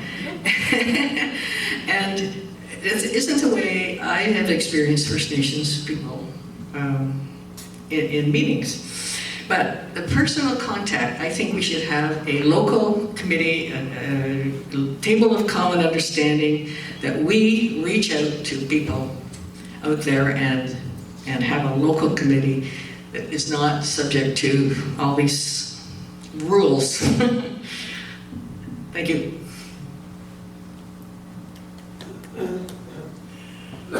We have time for only one more question for the evening. We never seem to have quite enough time, but this one was handed to me earlier from Joanne Johnston. And the question is this for everyone. Our retail sector has suffered for many years. What ideas do you have to attract new and diverse businesses? And how will you attract and keep employees? First, Reese. And by the way, this is the last question. After this, we'll have the final statements from the candidates. Thank you so much. Yes, great question. Great, yeah. So, as you know, shopping in Sioux Lookout is a little difficult because there's not all shops to really choose from. And again, we have to look at that. Why is that? It's because, again, we have this vicious cycle of taxation, and we tax so high so that no business wants to move it because we tax so high. And also, we don't give these new businesses a chance to thrive because we just say, okay, go up, gas is high, electricity costs, and then we tax you on top of that. So they don't have a chance to thrive. But what we can do is that the town has to, again, the town does not have to reinvent the wheel. The town does not have to get into this real estate market business. What they do is that they have to partner and have to work with developers from all around and say, Sioux Lookout, we're open for business. We want you to come here. Like, what can we do to partner with you for you to come here? And I can tell you a few stories that I've seen other local, smaller, northern Ontario towns that have done that have worked with developers, probably able to thrive here. And that, like, again, it's a win-win. More businesses, more taxes, more funding, and more places to shop as well. Thank you so much. And there's a lot more I could say.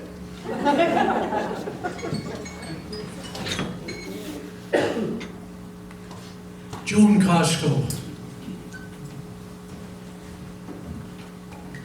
Retail is an interesting question because it's an interesting world, and I mean, people are shopping online, people are looking for more global products, you know, so it's not just easy, you know, for a business just to go downtown and open a store and they're going to be successful. There's so many factors in there.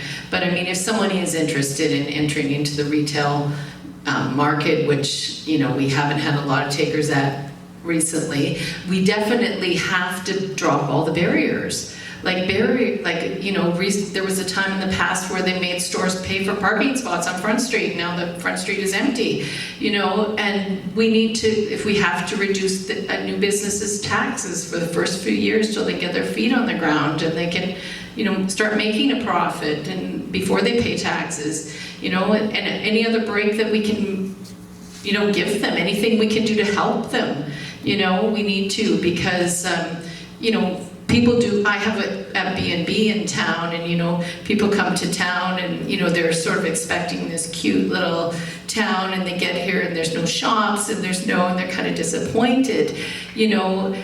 So we do need the retail. It's an important part of our town. And the other thing that people need to do, which I know I'm very good at, is we have to support those businesses. If you want that store and it opens on Front Street, don't run to Walmart and do your Christmas shopping. Buy your goods in town, support the businesses. You know, everybody says they want them, but then they're not supporting them. So, you know, even if it costs you a little bit more, for me, it's nice to go downtown and see Cheers and the Hub Coffee Shop, and if I have to pay a little bit more, I'm willing to pay a little bit more because I want those things in my community. And I know that visitors who come here want those things in our community. So we all, as a municipality, we have to drop the barriers, and as citizens, we have to support them. Thank you. Joe Cassidy.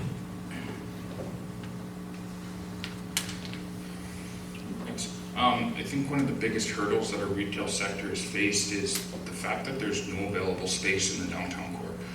What we have right now is we've had some of the institutions and some of our services grow at such a rate that they've eaten up a lot of the retail space and some of the Front Street space, and it's kind of left a gap there. I believe there are opportunities for retail, but what we need to focus on is finding the proper space for the proper enterprise.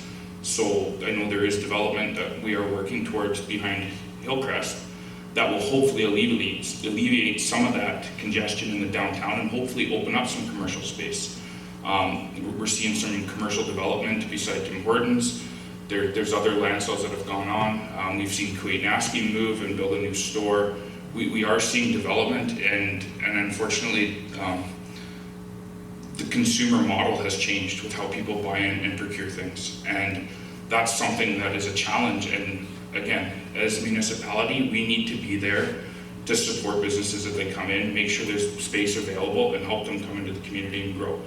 I don't think it's up to the municipality to make a business viable and force it to be viable, but we need to support it and allow it to flourish. If it flourishes, great, and we hope so. And again, support local, because that's the only way things are going to stay viable here. So, thank you.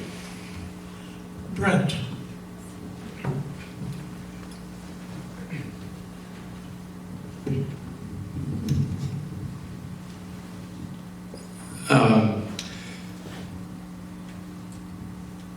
Yeah, that's when I look at our economic development strategy, I think we need to be a lot more creative in how we approach our strategies, our planning, and removing those barriers, as Joan said. Supporting local business is going to be crucial to our well-being of our town overall. I know the models change about how people shop, and I shop online all the time. My wife shops more than me, but it's another question.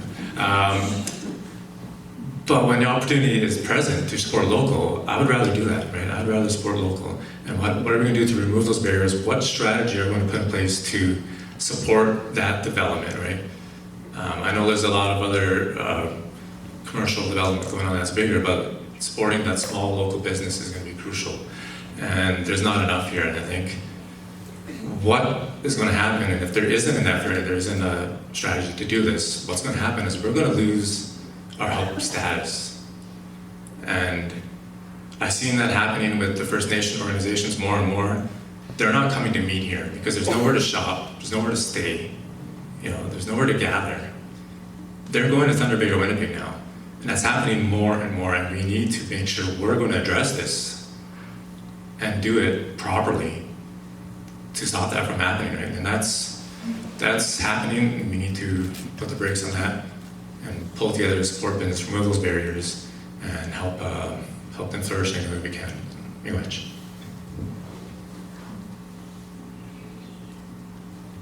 Corey. As a retailer, it's hard, but you can thrive in this community. There's a lot going on. There's lots of development going on. There's new businesses being opened. people are taking that jump and coming to our community. There's money flowing in from all the ways. My one recommendation, if you ever want to start a business, is you need to earn the risk. The business isn't just in Sioux Lookout, the business is in the north as well. And you need to earn their respect. And we've been lucky enough to have been doing that for 50 years in this community. My dad started this business in 1972. I started in '89, been there for 28 years, less my education. Yeah, no, it's a good life. You spend a lot of time there, but I would recommend it to anyone. Just ask the Pizzios. They're still working. Thank you. Dan. Thanks. I think most things have been touched on already. Retail is a dying industry in the world, but North America in particular, because everybody orders everything online. Now, Shannon, my wife, and I, we try and shop local. Since we've been here, our appliances, everything we bought, substantial, we bought here in Sioux Lookout. We did that where we were before, support local. So what can council do? Council can look at a lot of things, but like Joe said, it's not council's position to make a business viable. That's the business owner's responsibility. It's council's responsibility to attract the people here, then they can make themselves viable. As Corey has said, they've been viable since '72. Okay?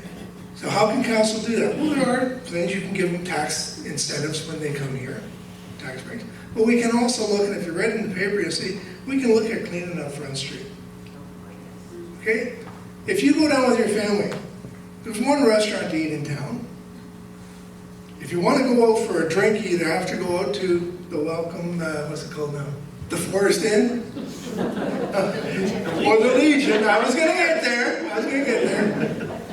So if you're a group of hunters or fishermen or fisher people coming up here for your regular annual sojourn, we've got a beautiful dock, so I can dock my boat, and what do? Go to Tim Hortons? No Slim Tim Hortons for a coffee and a donut, because I can't go to town to have a decent meal and have a drink.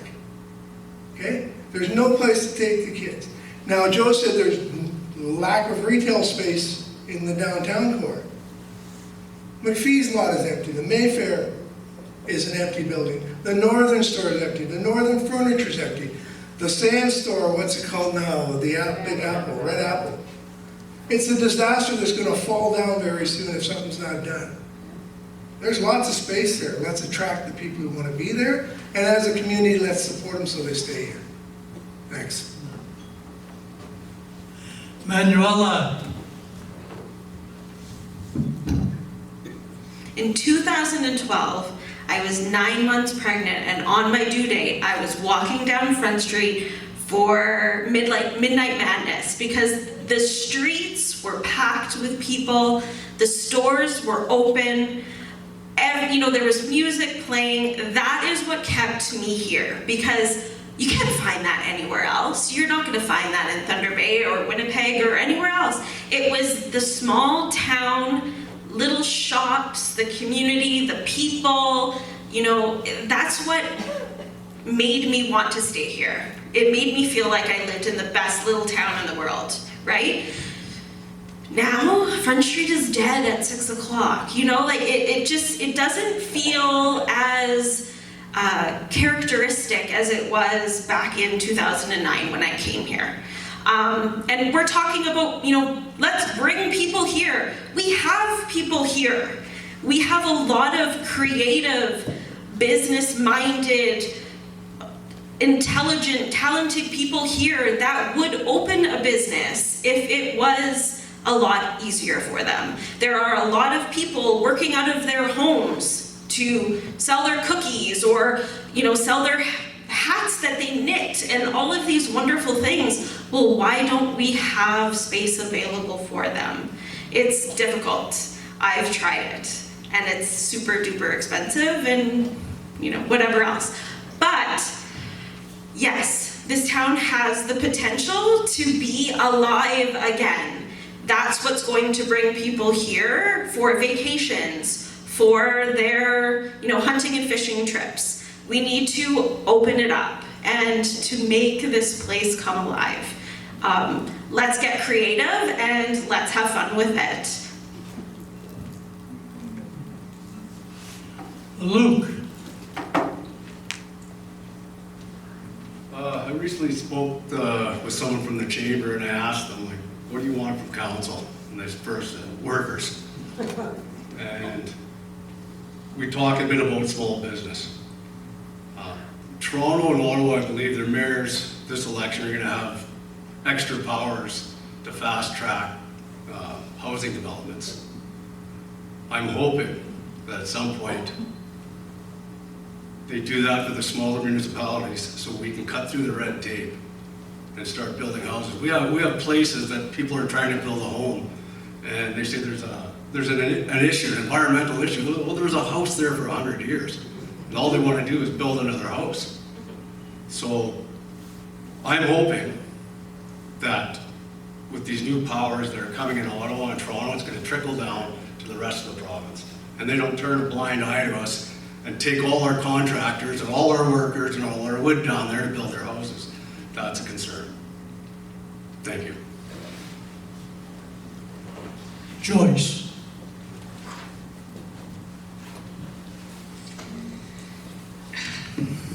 You guys really got the questions. I don't know that council can do what you would love to happen, or I don't know that it'll ever be like it was in 2012 or even in the 80s when I came here, and there were just businesses all over the place. We've got Amazon, and we've got people have more money, they're driving to Dryden. But what can we do?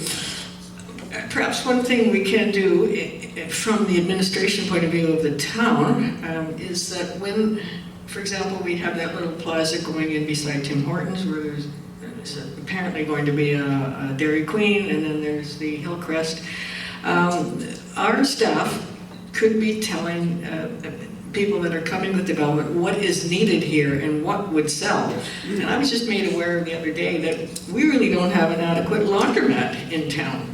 And the issue of people that are down from the north don't have anywhere where they can wash their clothes if they're at where the old Days Inn was. And visitors at the hotels just don't have a place to wash their clothes. So this is something we could be telling potential developers, look, get a laundromat going, It's a very, very difficult, question. Difficult to reduce taxes for businesses. There's,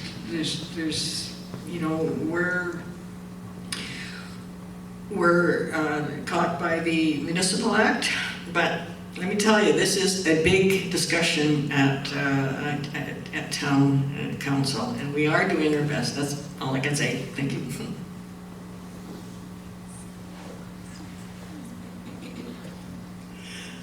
That will conclude our questions from the audience tonight. We'll move into the stage where each candidate will have 3 minutes for their concluding remarks. The same logistics are in place. You'll get a 15-minute warning, and then your microphone goes dead after 15 seconds. But you have 3 minutes to make your concluding remarks, and then say goodbye. Okay? The first person up will be Joyce, and I will be drawing names, as I have all evening, drawing names for the order in which you're going. But I just drew before I came up here, and Joyce, you're the lead off for the final part. I think what has been, I think what's come out of this session, which has been very good, and we much appreciated the volunteers who put it together, is really how complicated our town is, and yet at the same time how everything is connected in terms of who we are here. We're a hub for the North. Our dialogue with First Nations, all those issues affect healthcare, affect housing, and we have to look at all our problems as in a very holistic manner. We have to open our dialogue better with First Nations because they are our economic partners here. We have to involve the community people more. We need people on committees. Please volunteer to be on one of our advisory committees. It can be very satisfying. I have enjoyed my terms on council, and if you stick with it and you as citizens work with us and be patient, we will see results. Other than that, I would just say, thank you very much for coming here and listening to us. And thank you for your very difficult questions. And I wish I had the answers. When I first started on council, I thought I had the answers. But once you get on council, you realize it's a lot more complicated than you anticipated it was going to be, and things move much slower than you would like them to. But if you hang in there, they do happen. Thank you, Miigwech.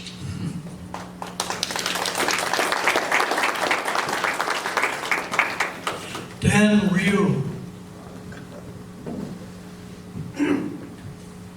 Not much to say that hasn't been said. You now know who I am. You know who the other 8 contenders are for the position. All I can say is thanks for the questions. Thanks for coming out and showing interest in the community. And I'll just give you the same promise I gave you when I got up here. All you'll ever get out of me is the truth. If you ask a question, if you don't like the answer, well, at least you know I just told you the truth.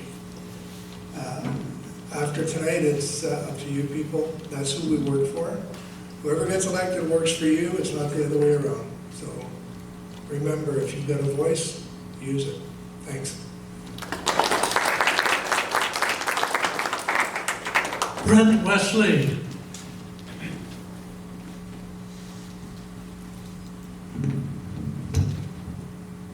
We talked about housing a lot tonight. When I moved here in 2006, I could not find a place to live either. But I found a place at the Sioux Hotel on the top floor. And used to have some little place there, and I lived there for about a month before I finally found somewhere else to live, because the smell there was not something that we desired.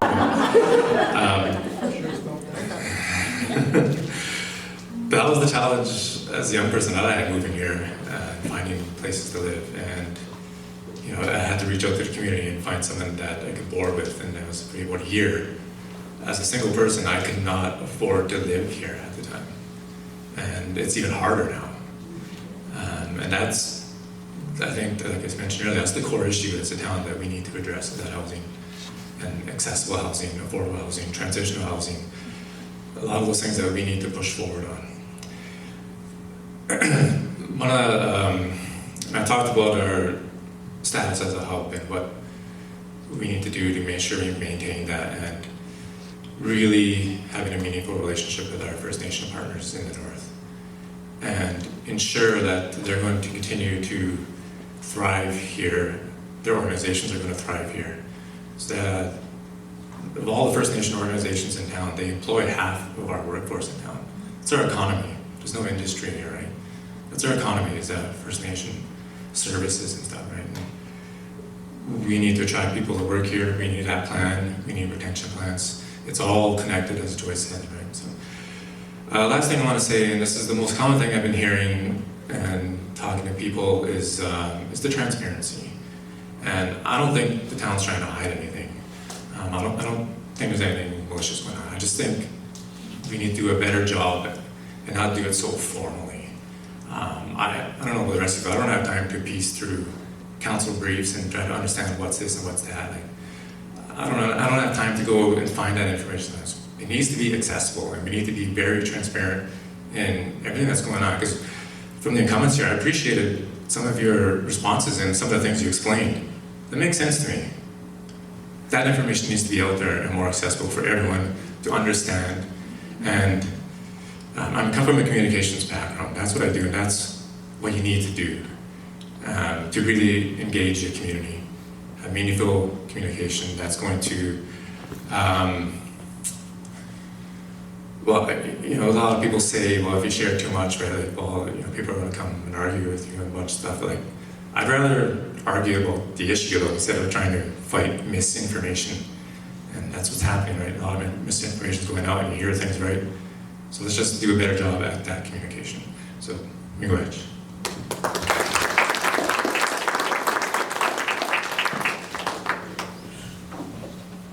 Reese Van Breda. Hey, shout out to Sioux. I had fun tonight actually. I was really nervous, but until we got up here, I actually had a pretty good time. And I want to thank everyone here. I want to thank Dick and Ann for hosting this event. Thank you to everybody who came out here tonight. Great questions, tough questions, but that's what we need is tough questions. And again, first of all, I just want to say my campaigning does not end on Monday, October 24th. A new phase begins. If elected, I will always be here to listen to you. I'm accountable to you. You voted me in, I'm accountable to you.